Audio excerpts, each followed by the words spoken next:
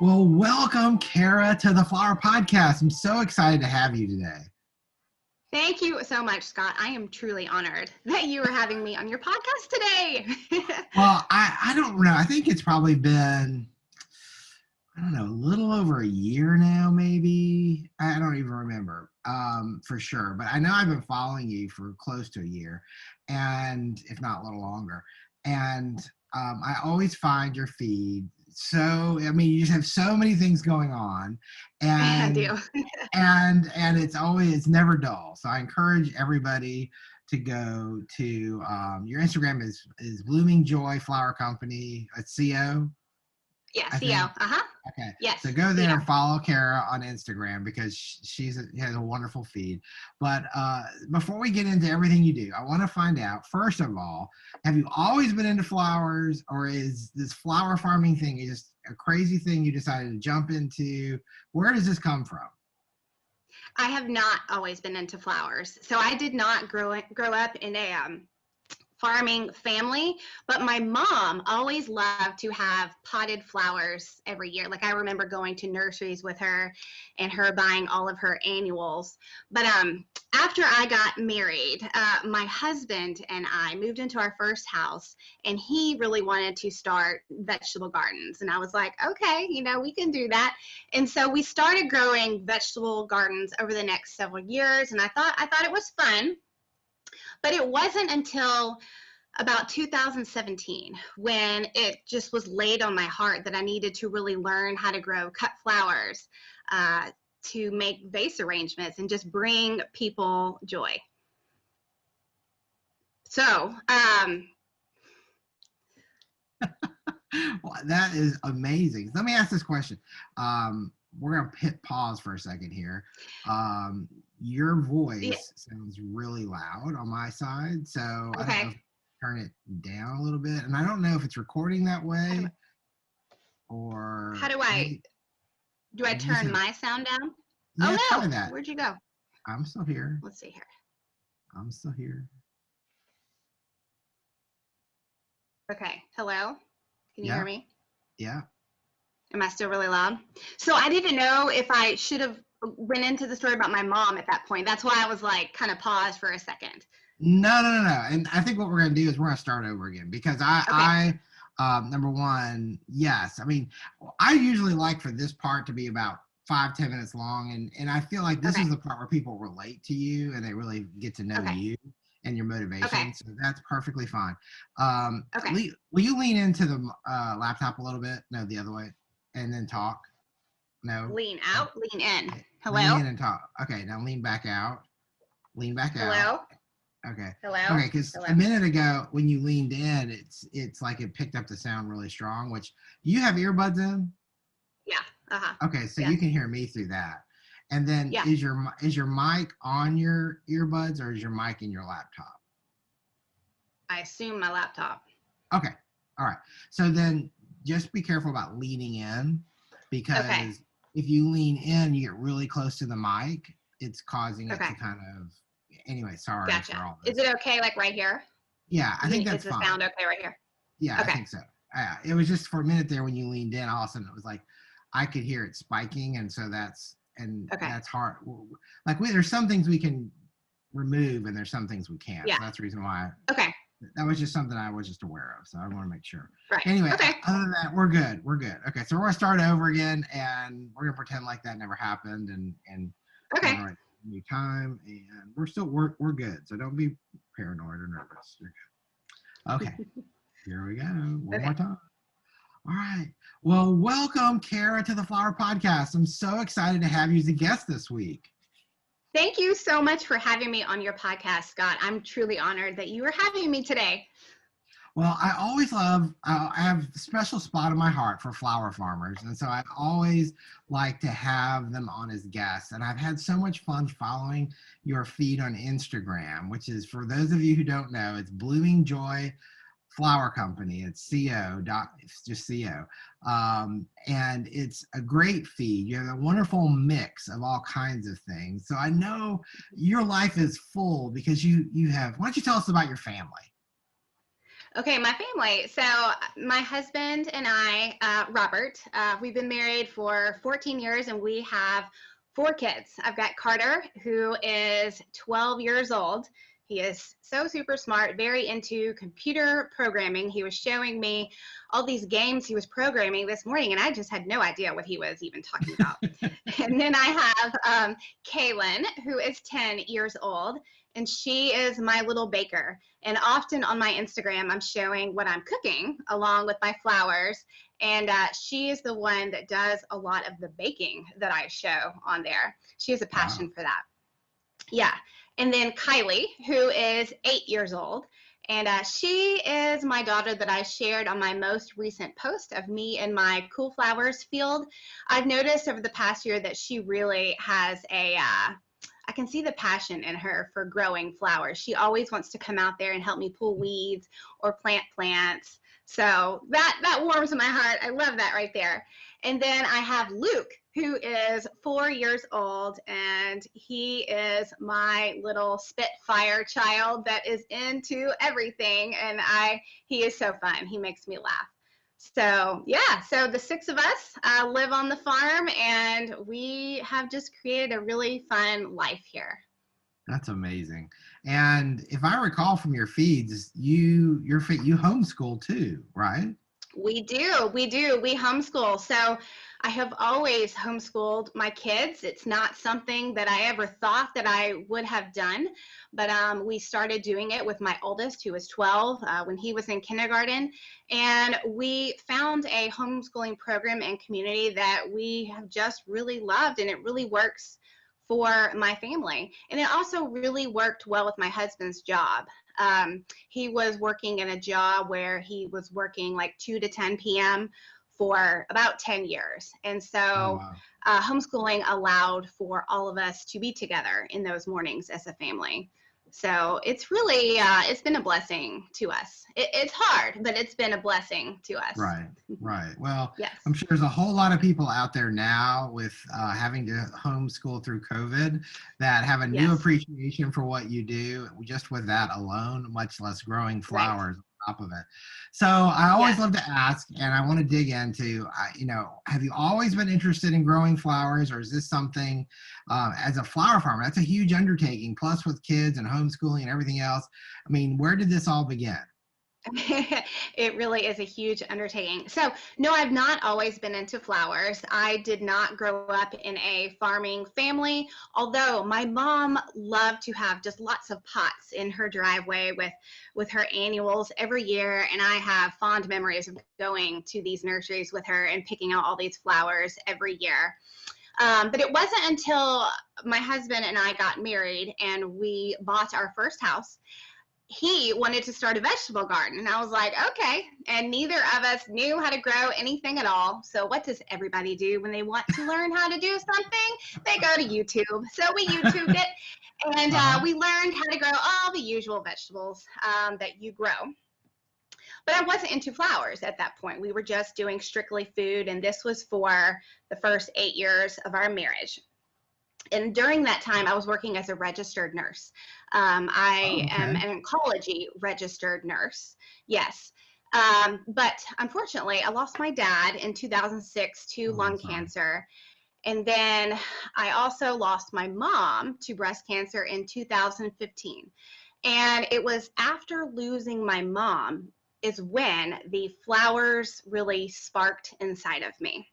So her Mhm. name was Joy. And so I, one day, it was like one winter day in 2017, it was like Uh-huh. a seed was planted in my heart. And I'm not kidding. A seed was planted in my heart that I needed to learn how to grow cut flowers to bring joy to others. Now, mind you, my mom's name is Joy. And so Right. I just really dove in. What does everybody do when they want to learn something? They go to YouTube's or the internet. And I really just started researching. So the summer of 2018 was really my first time growing these cut flowers.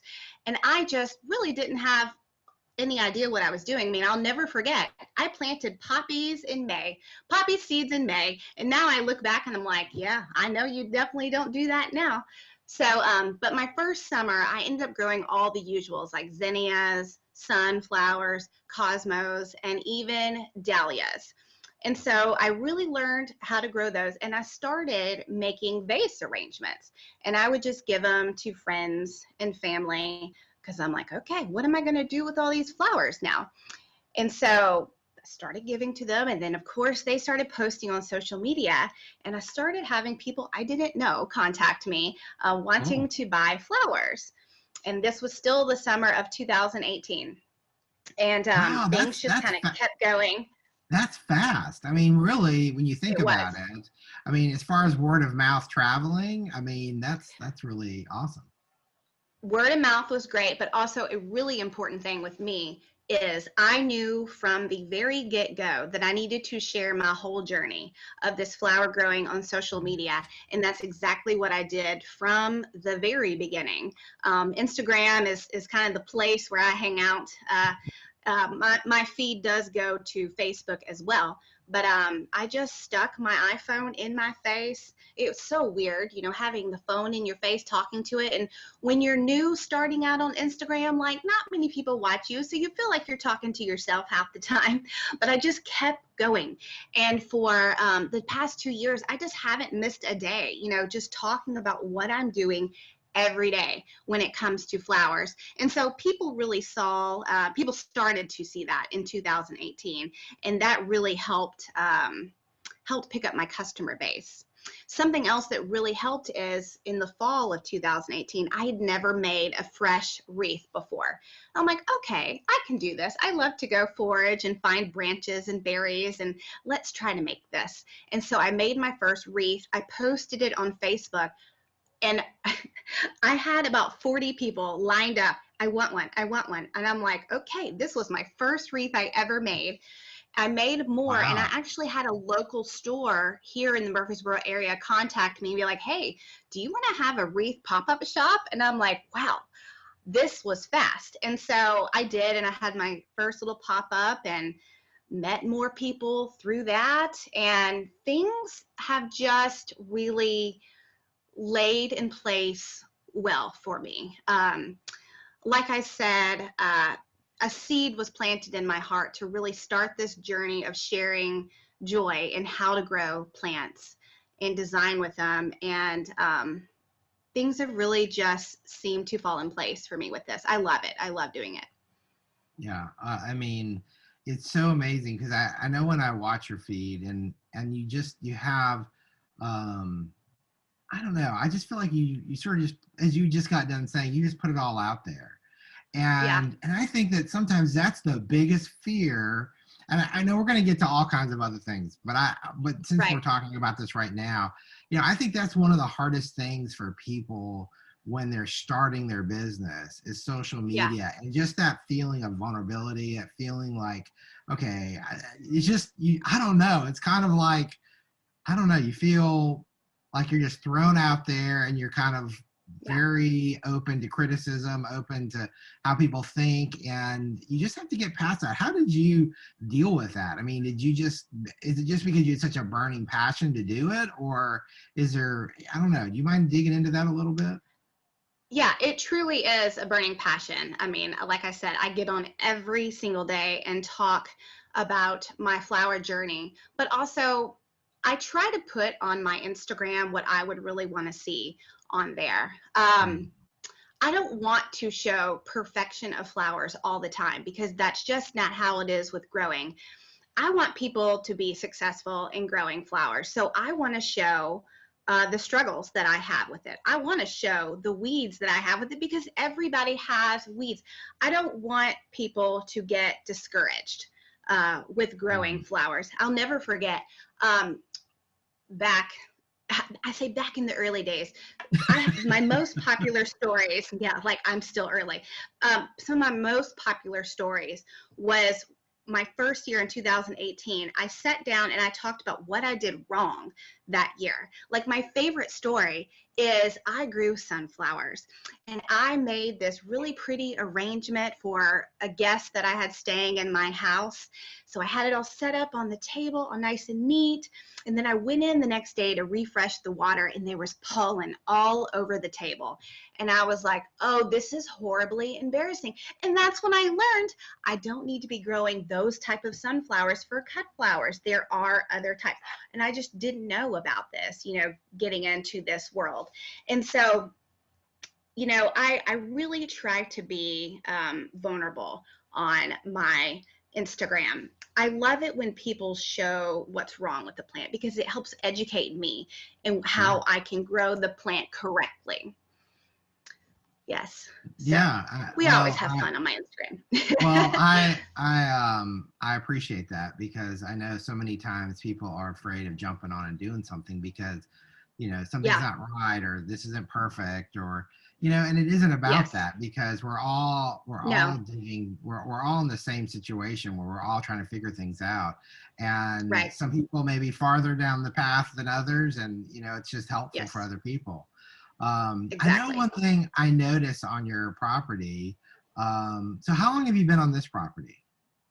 So we bought this piece of land 4 years ago. Okay. And there was nothing on this land Really? at all, except an old abandoned house down front. So we built our house. The six of us needed to live on our land while we built our house. For one, we had already a good bit of livestock that we brought to the land. We had some livestock in the neighborhood beforehand. We could technically have them, but it wasn't the most welcome thing. So, but we had some we brought here to the farm. And my husband was also doing a lot of the finish work on our house. We had a builder, but my husband for years now knows how to lay floors, spray, paint, do all that kind of stuff. So the six of us lived in an RV by our house on our land for nearly a year. And let me tell you, that was a journey trying to do that. I had never done anything like that in my life.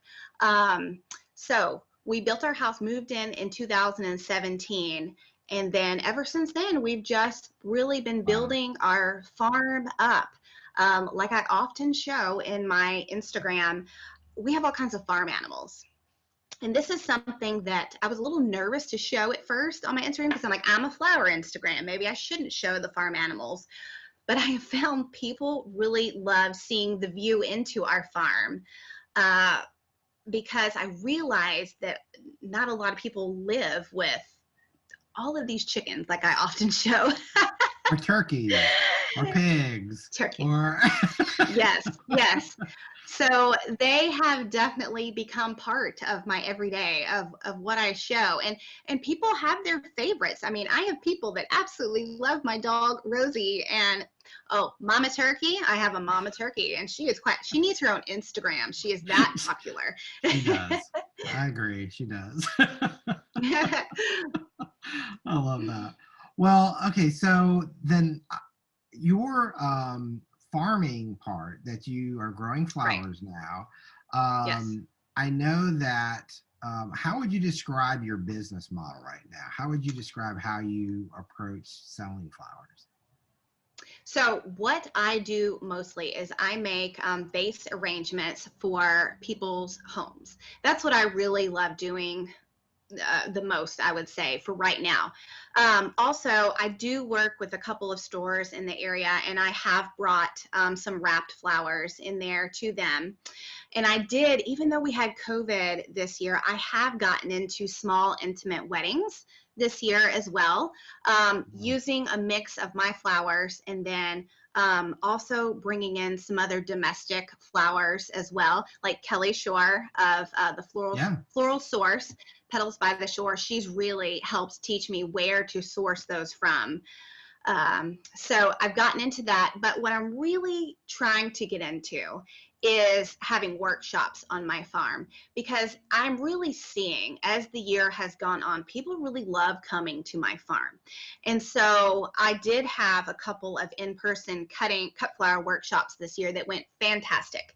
So that gave me the confidence to really move forward in creating more of these. So I'm speaking to you right now in what I call the flower house. It is a studio that we had built on our property this year. And so I'm currently building it out to where it will be my studio, and I'll make the designs. But also, this is where I will have people come in for flower arranging workshops, wreath making. I want to do seed starting, but also I want to turn this place into a small event venue for, like I would say, like bridal parties that want to come and do some wedding flowers, or even little girl tea parties. So that's what I'm kind of the direction I'm heading with my business. But for the most part, it has been vase arrangements for people's homes. That's amazing. Okay, so now I know you grow a lot of different kinds of flowers. What I know a lot of times when I see your feed, it's interesting because you'll have some stuff that seems like you're growing in rows, and you have other things that seem like it's part of like what I would call more of a garden environment. Yes. I'm just curious to know why you chose to go that route, or I don't know the pros and cons as far as you see it. And I mean, I can think of lots, but I want to know what you're thinking. Well, in a simple answer, the simple answer is chickens. And I say that, no, I really do have the best of both worlds on my feed. I do have an annual cut flower area that is 50 by 100 foot that I have fenced off, that I do have rows of flowers. And this is where I'm direct sowing like all these cool flowers. Like I've got Nigella, I've got Buplurum, I have got sweet peas, I've got yarrow, I've got all that going right now in a fenced in area. Because if I tried to direct sow seeds in a non-fenced in area, all my chickens would eat them up and absolutely destroy the plants. But I do have several gardens around the property, and I've named them all too. I've got the barnyard garden that I talk about, and people know these gardens' names. It's so amazing. I've got my secret garden, and these gardens are not fenced because they can't.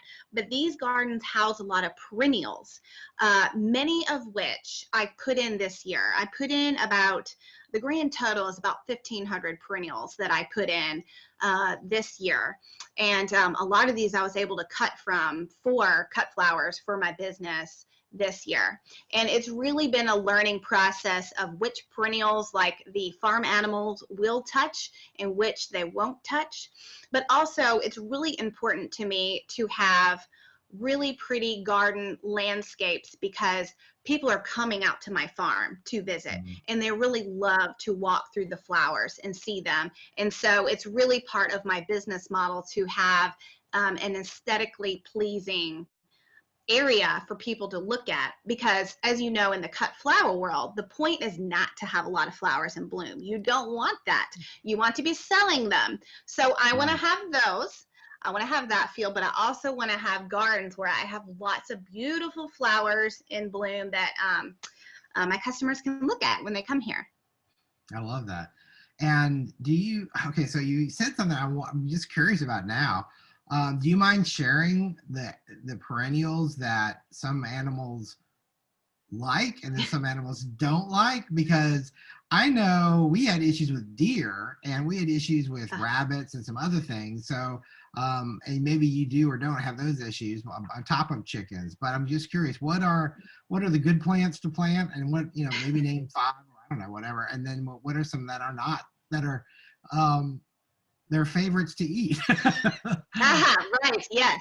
So we have 2 Great Pyrenees dogs that do a fabulous job of keeping rabbits, possums, and deer away. So I actually don't even deal with those. Seriously, my pests are chickens on the farm, because we have tried to keep them in a tight fenced-in area and they just get out. So our chickens free range all around our farm, which is fabulous because we actually sell all of our eggs too, and our customers can totally tell that that our chickens free range. But some of the plants that I've really noticed this year is, I cannot plant any baby transplants in a garden. The chickens will absolutely destroy those. So that's why I have those put in a fenced-in area. But I started buying a lot of bare root perennials this year. Okay. A lot from Walter's Garden. They just have some absolutely fabulous plants. And so I would say they have not touched my perennial phlox this year, which is fabulous because I found a variety that has worked really well for cut flowers. It's called Fashionably Early Crystal Phlox, and it gets tall and it's a really pretty white phlox. Love it. That I also put in penstemon this year, a variety called Onyx and Pearls. And what I really loved about that is it dries. Like once the flower blooms, it turns into these seed pods and it dries really well. So I love that. And then let's see what else. They have not touched any of my astilbe in any of my shade gardens, which is great, or my hellebore, which I'm very thankful for. Let's see.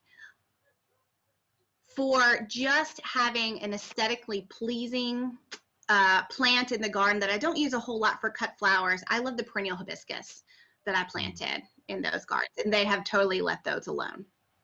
But I will say, interestingly enough, did you know ducks love to eat rose petals? I did not. I did not know that. Well, they do. Yeah, we have ducks too, and they will eat rose petals. Yes. Well, I mean, it makes sense when you think about it. I mean, all that's related, rose hips and yes, right. I think apples, all that's kind of related somehow in some way. And so it kind of does make sense a little bit. Well, that's really fascinating. I know I've enjoyed watching you planting your cool flower crops, which I know you mentioned a minute ago. I know that one of the things I see happening now, of course, now that we're recording this, a lot of areas of the country just have already had a frost, or they've just had their first frost.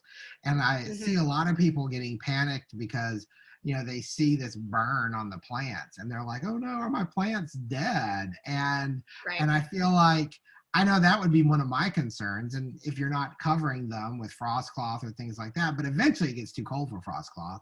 So there's only so much that does. That just seems so scary to me to see that sometimes. And of course, I'm not a grower, so I used to be, but I didn't grow any cool flowers. And so that has to be unnerving. What do you look for? How do you know if your plants get damaged, or do you just know because you've done this now that it doesn't happen that way? Well, first of all, I know because I've done this. So if I get back into the cut flower world talk, I took Lisa Ziegler's of the Gardener's Workshop cut flower course. It was the winter, I was her first class. So I think that was the winter of 2018.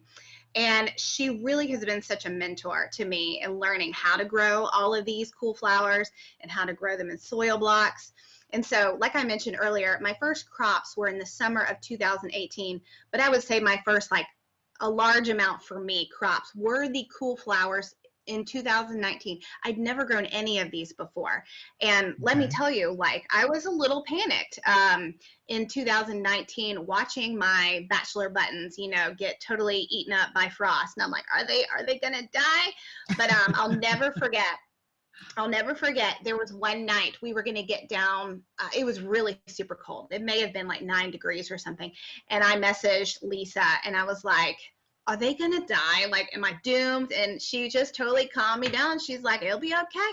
They'll bounce back. I'm like, all right. And would you know, I had a beautiful crop of snapdragons, you know, that spring. And so growing all of those crops, that first winter season really gave me the confidence to do it again the next year. And I really saw how frost tolerant these crops really are and how they really do enjoy cooler temps to help them become more robust flowers in the spring.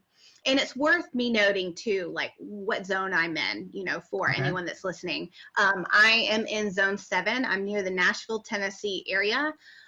For our winters, we really don't get snow at all. If we get half an inch, we do a snow dance. Like, we're so excited. We just don't get snow here. But we do get cold. I mean, we will often drop below freezing at night, but rarely do we ever stay below freezing during the day.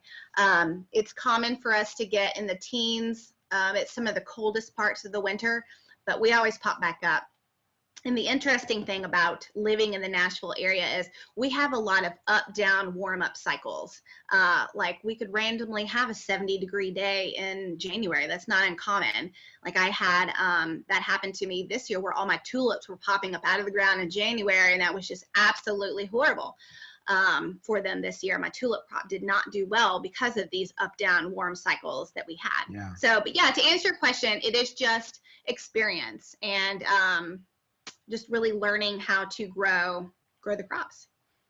Well, I was really surprised because I mean, I struggled growing sweet peas many times, and I noticed in some of the photographs that I've seen that um, you've grown sweet peas now a couple of times, and Yes. I noticed you'd already planted them out, and they're already going out, and I know that's kind of what you do.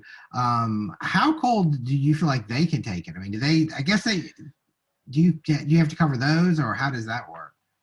So we actually got our first frost last night, and they were actually the only ones that I covered. So how I've grown the sweet peas the past 2 winters is I've actually grown them out in pots throughout the winter and just kind of kept them on my porch and protected them that way. And then I planted them out early spring. And when I say that, I'm talking like March 1st. So this is actually my first fall plant, direct sowing sweet peas. And I'm really doing that because I saw other people kind of in my region were doing it too. And I'm like, maybe I can plant these a little early. But I do know, I've had a couple of growers tell me too, hey, my sweet peas, didn't make it. So I did cover them with frost cloth last night, just to give them some added protection to hopefully make it to next spring. Sure. Well, one of the things I often want to ask growers and don't always get around to is planning. When you're planning your crops, I know like right now I see people, getting their seed orders, and I feel like in some ways, if you're getting your seed orders now, with it already being cold, it almost seems like it's too late to plant for cool season crops. Yes. Yeah. But I don't. Of course, it depends on where you're located. If you're farther south, you probably have some time. But and that's one thing that concerns me. So, how far in advance do you plan what you're going to plant? Oh, well, it's a really good idea. All my cool flower seeds that I planted this year, I had them ordered from a year ago. I actually keep all of my spring flower seeds in the freezer. And so I didn't have to worry about ordering through a wholesaler this year, which ended up being a good thing because one of the problems that's happening this year that's unfortunate is due to the pandemic. What I'm kind of seeing on social media is a lot of people are not receiving their seed orders in time to plant them.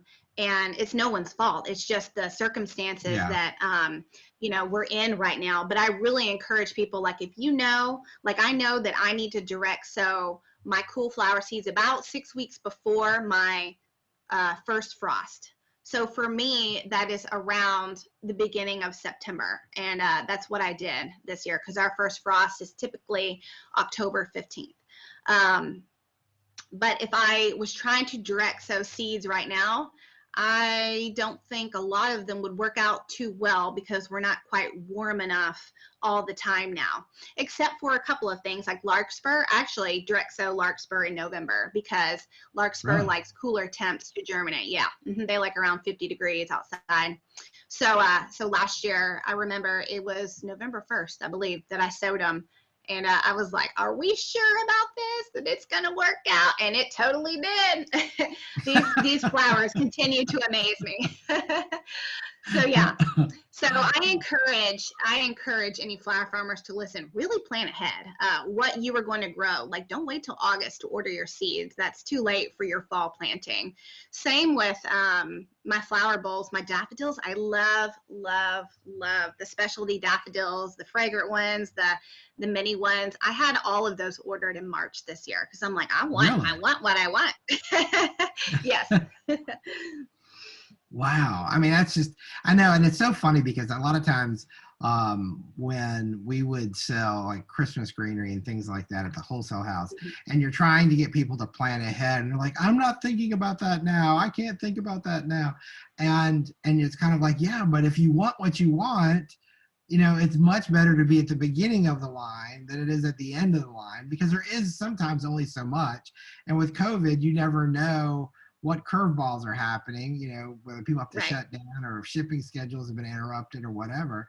and it's just hard. So I mean, you definitely have to. I mean, you just book a time in your calendar, like this is when I've got to place my order, and I've got to make myself think about it, because I'm sure in Yeah. spring you're looking at things getting ready to bloom, and you're kind of like, I really want to dig into.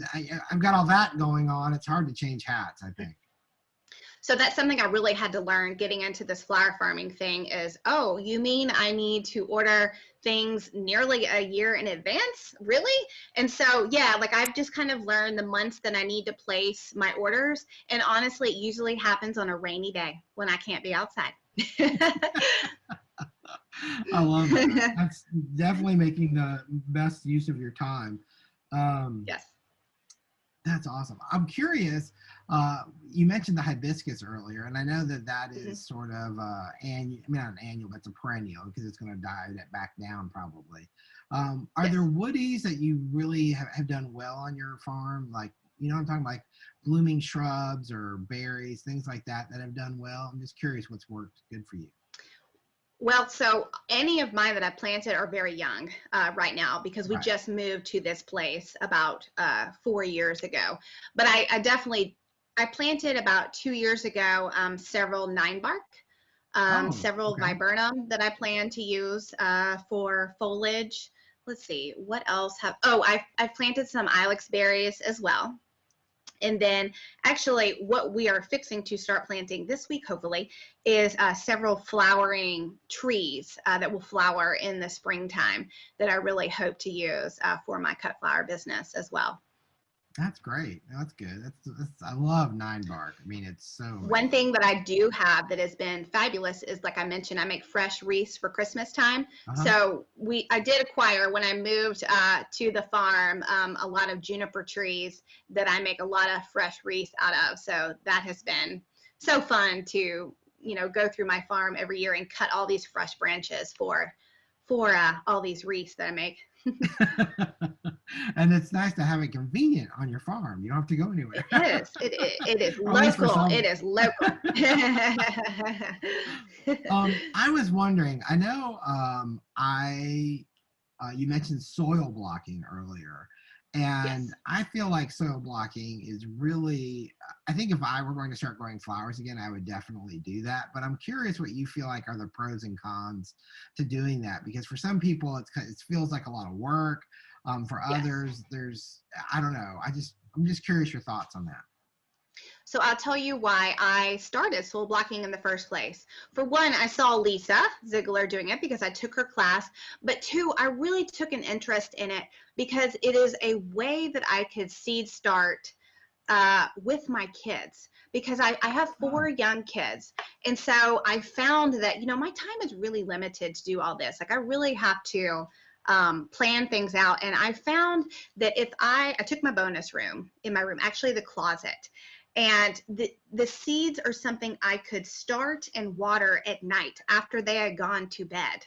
And that might sound crazy, but I was so busy during the day, homeschooling or taking them to all their activities that they do. I'm like, okay, I could start all these seeds in my closet and really take care of them at night. And so I started out with a 4 foot grow light, 4 foot tabletop grow light. And I saved like all of my meat trays that I would get and wash them out really good. And I ended up fitting over 800 seedlings under that wow. 4 foot grow light. Yeah. And things that I could take care of, at night when my kids were, asleep. So that's kind of why it really started for me. But also, I really started to see the benefits of soil blocking, like how they grow about a third of the time faster. They don't get root bound. They really seem to germinate better because I have done them in trays as well. Wow. So I know that they don't get as root bound, but don't they? Do they air prune? You know what I'm saying? Like when that root Yes, pushes through, and I'm like, what's the benefit of that? I guess I'm just for people who don't know. they do. They air prune themselves. So they don't really get tangled into each other. They air prune and they're just really easy to take apart and Yeah, plant. yeah. Well, like I said, I think that if I were to get into it again, that's something I'm definitely jumping into because Hmm. I feel like there's so many benefits. Plus, it's you never seem to always have the right size plastic tray, or they're too small. They Hmm. dry out so quickly, and I think you can bottom water a lot of those types of soil blocks, and so therefore it makes it a little bit easier. Hmm. A Um, lot of people also ask me too, because I use the 3/4 mini blocker, and so it makes 20 little blocks. A lot of people ask me if I popped these soil blocks up after into a bigger one and keep on growing them out, and I almost never do. That mine goes straight to the garden, and so I feel like it's just easier on me that way too, because I'm not. It's not really an extra step. So I love it. I love soil blocking. yeah, no, and who needs more steps? I mean, that's one of those things that's always frustrating. Right. What is I'm curious, what has been one of the flowers that's been the hardest for you to grow? Flowers hardest. You know what's funny? I think it's hydrangeas. And you know why? Really? Yes, it's crazy. Now, not the limelights, those are great, but I think it's because I don't have irrigation on my farm. And this is another thing that I get asked about a lot. And I really think our really hot summers just get me. I don't water them enough. So hydrangeas have been hard for me for that. But as far as seed production ones, the only seed that I can think of that I've had a hard time, two of them, I, for some reason, cannot get bells of Ireland to germinate when I direct sow them. I've had a hard time with that one. And then I've, for some crazy reason, had a hard time with status. I haven't been able to do that one as easy, and you'll hear other people say, oh, that's easy for me. I don't know what the deal is, but those two have been harder for me to germinate. Hmm. Have you, is there certain crops you feel like are really money makers for you, like are ones that you just produce and produce and produce? So something that I did this year that I really loved and I felt like was a great moneymaker for me was planting. I had 5 different types of sunflowers. Now I had your classic yellow ones, but I also tried to really bring different ones to my customers, like the white ones and the plum ones. And then I had Hmm. the teddy bear fuzzy ones. I planted those, and I also planted a couple types of cosmos as well. So I had sunflowers, cosmos, and lemon basil. And honestly, those 3 crops right there really coasted me through the summer. And off these 3 crops, I was able to have some flower cutting workshops off of them. And then I felt like it was pretty easy to sell just bouquets of them because people loved, the airiness of the cosmos, and they just really liked how different the sunflowers were because you couldn't find these different varieties, in the grocery store like they often are in the summertime. So Yeah, I would say those 3 crops right there. And lemon basil, I haven't found a person that didn't love the smell, and I personally love it too. So those yeah. 3 crops really gave my business a good boost this year. Did you have? I know I grew basil one time. It was 2 different varieties that I grew, and I don't know if I planted them too late. They did really great. They got really tall, but then it was almost like I planted them too close together, and I had some leaf drop and things like that, where I think it had poor air circulation. And I think next time I'd space them farther apart a little bit. Do you have issues like that at all with any of your basil? So actually, I didn't thin any of my basil this year. What could be happening is it may not have been getting enough water because basil is one of those crops. You really got to cut it at the right time of day. Like I cut it when it's still dark outside. I feel like every time I cut it when the sun is hitting it, it wilts a lot. And I Hmm. also make sure that I strip a lot of the leaves off because if you leave too many leaves on, the stem will not rehydrate very well. So it could have just been an issue of maybe it needed more water, possibly. Maybe. Yeah, that's true.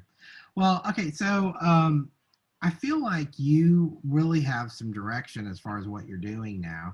I find it fascinating. I mean, I think bare root perennials are so they're a huge time saver. It's almost like you gain a year or two doing that.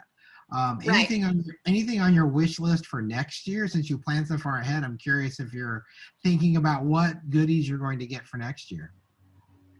So it's interesting. I really want a lot more of the phlox varieties that Walter's Garden has to offer, because the varieties that I had this year were lasting like 2 weeks in a vase. I couldn't, it was just Wow. amazing. So I want some more of those. And I really like salvias, actually.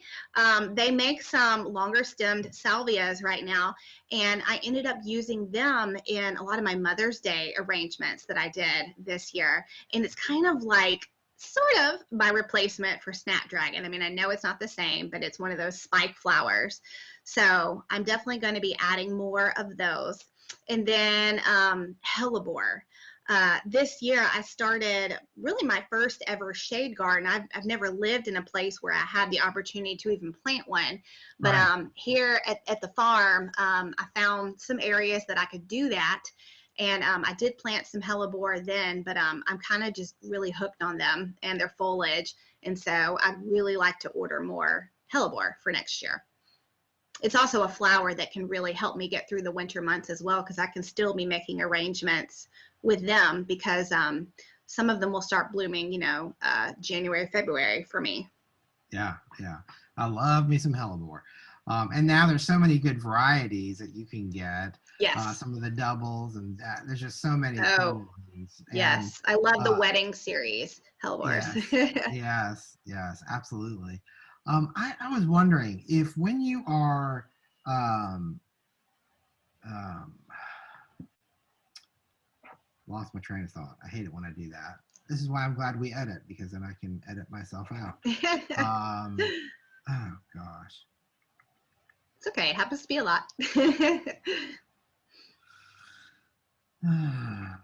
is gone, I think.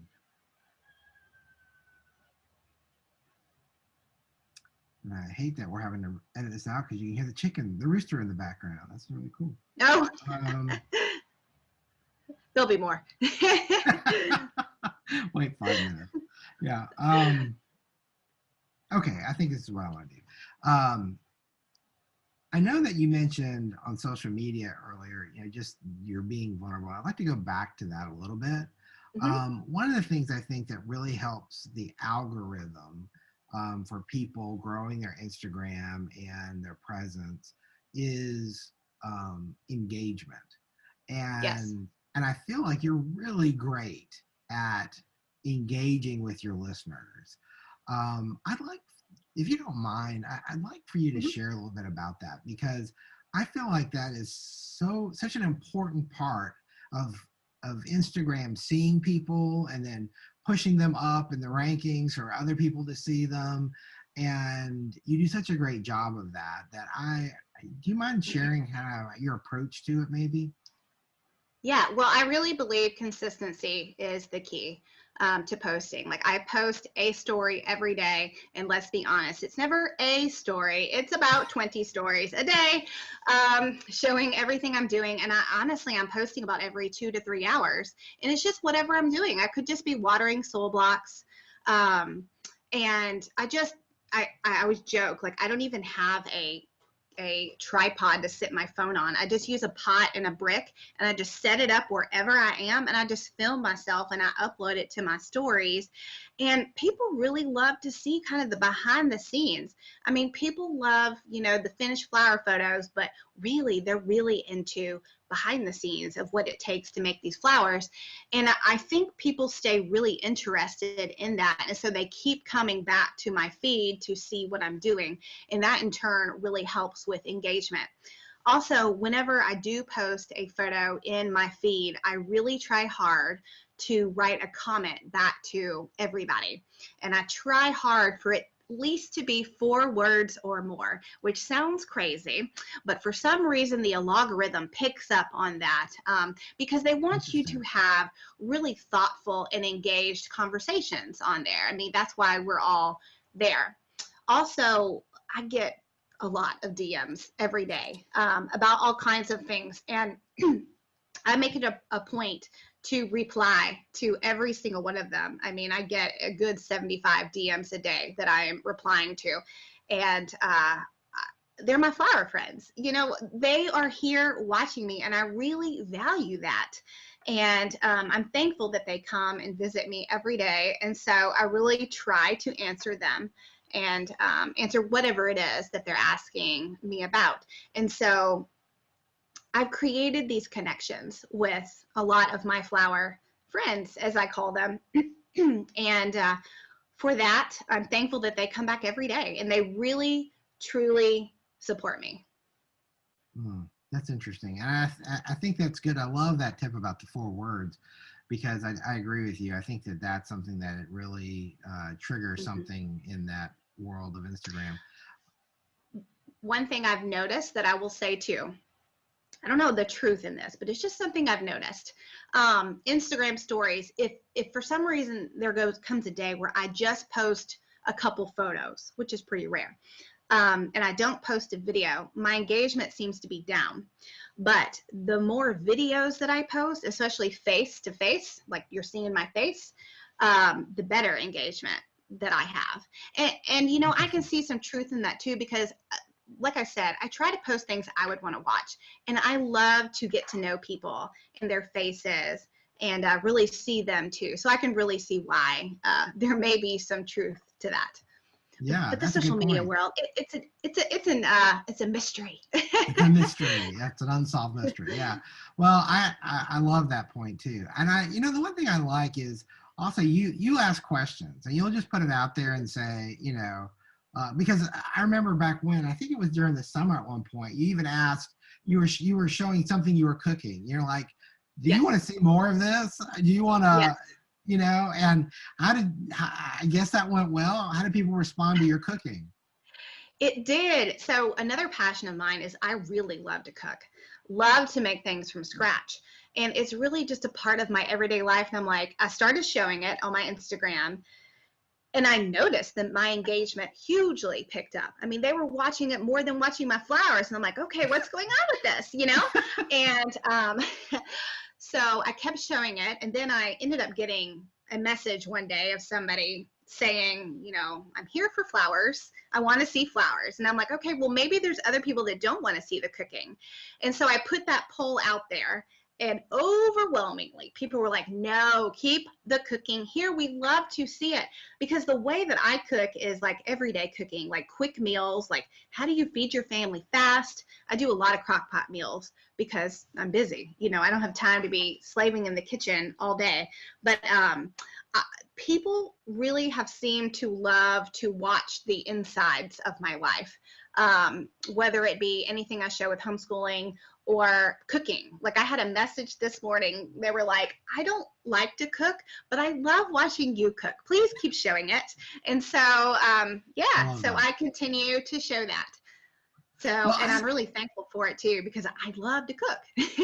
yeah, and why not show that part of your life too? And well, the thing too, I think that always impressed me was if you're on the go and you're busy. I mean, a lot of what I have seen you do, it's like you're throwing something together in the crock pot in 15 minutes, and then hours Right. later, it's ready to go. I mean, it's like a way to save time or to be more efficient It with is. your time. And It is. and there's so many flower farmers that are women that have Yes. families or Yes. it doesn't you don't have to have a family. I mean, you're going to have to eat too at Right. some point, right? Yes. And Right. and it's a great way for people to get those kinds of tips, and I just think it's cool that you offer that. And It I'm is. glad. And I think that's, Go ahead. yes, and I think that's why really people why they enjoy it, because we all have to eat. We all seem to live very busy lives. And so we're all looking for ways to get healthy food on the table quickly, because we're all working on something. And I know I've got 6 people to feed. Actually, usually it's a lot more than that.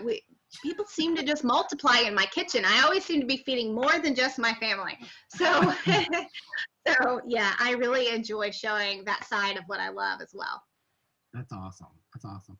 I always like to ask about a piece of advice that you were given, or it can be a piece of advice you want to give. And so I'm curious, since you do so many different things, what would be your piece of advice you'd like to share? You've just got to have grace with yourself and really enjoy the process of learning how to grow flowers. stop comparing yourself to other people. This is your journey in the flower world. All of our journeys look very different. I've said before, I do not grow the most flowers that a flower farmer grows. I grow what I can manage because I'm managing my family too. And just remember, it's very easy to get caught up on social media and what you see. This is your life. You have to cater what you are doing to you and what fits you. And it always has to bring you joy. At least that's what I think. And that's what I've really tried to do with my flower business, is making sure whatever it is that I'm doing, that it brings me joy.